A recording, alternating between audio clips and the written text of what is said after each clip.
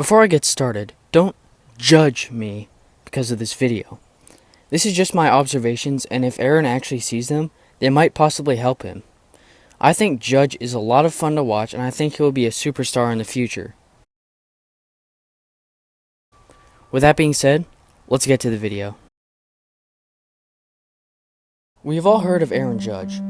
Beyond his booming home runs, all rise, here comes the Judge, way back in the bleachers. Cannon of an arm, Sano fights that off to right. It'll hang up for Judge. Judge will fire into the cutoff man Cooper. Home, the throw is on target and in time for the out. He's also a pretty tall guy.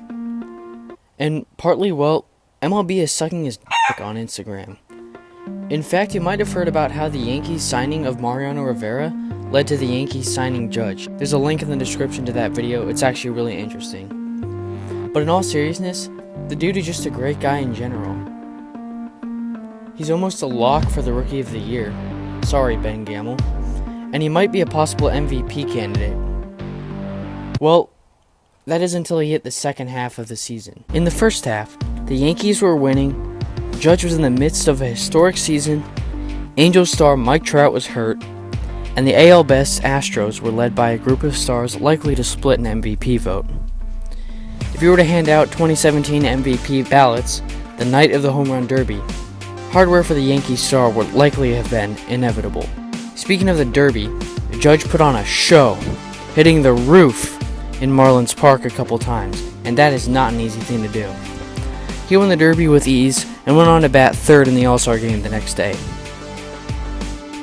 Interestingly, during the All-Star game, Judge went 0 for 3, and it went all downhill from there, and we have officially begun Judge's post-All-Star break slump, aka Judgment Day.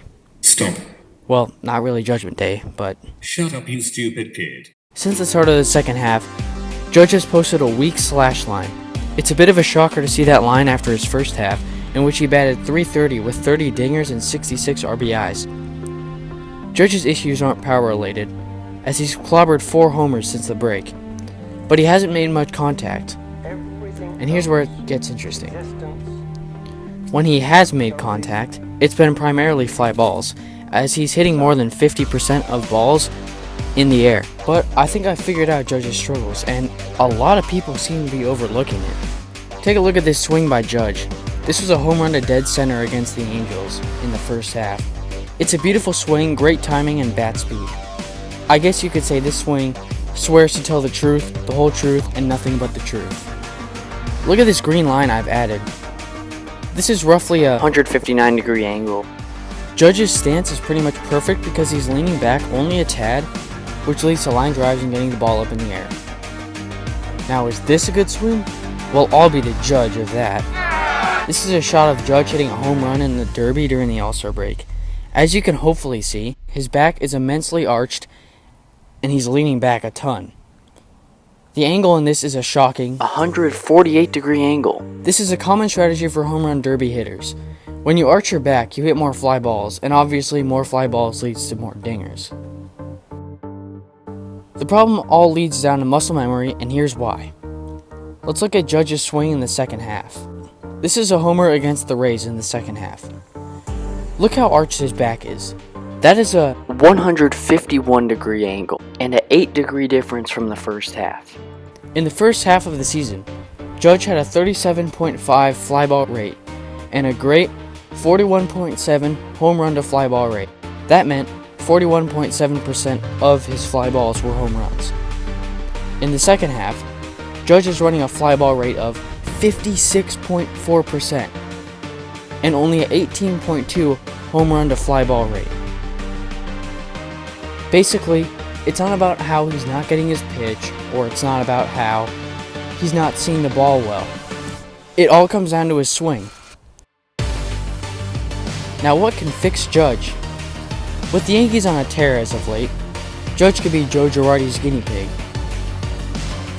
The solution is simple. Take a play from Chicago Cubs manager Joe Maddon's book and slot him in the leadoff spot.